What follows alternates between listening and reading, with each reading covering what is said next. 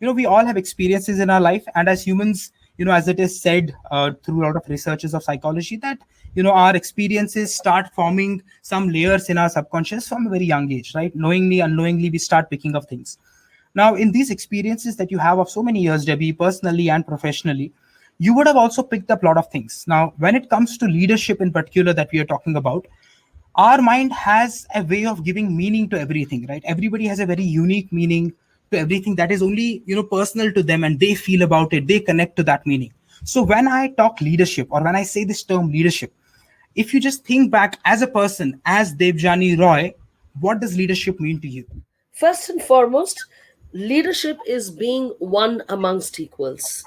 Okay, I truly believe in that. It's a very small proverb. It says being one amongst equals, meaning that if you are really truly a leader, it comes to you by virtue of the accolades, the respect, the reverence, and the kind of the kind of feelings that people have around you. It's not something that you claim to be yours as a matter of right.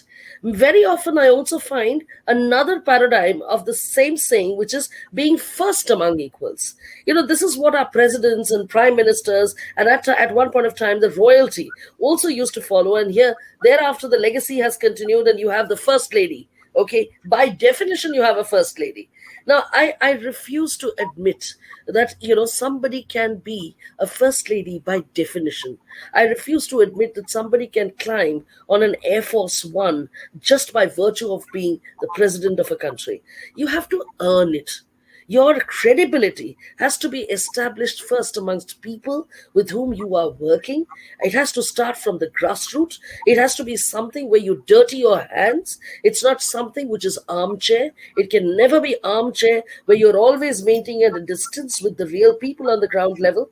So these are the essentials, which I think is what true leadership is all about. For it to be authentic and genuine, you've got to be with the masses. You've got to be with them to listen to what they're saying. Your listening has to be uppermost more than what you talk, because the talking part comes later. And it's only when you listen well can you actually give vision to somebody else's dreams through the kind of vision that you create for them. So that's true leadership. And that has to be one amongst equal. That has to be you start humble and people take you to that position of leadership by virtue of what they see in you, demonstrated in actions and heard from you. And that's when true leadership really emerges.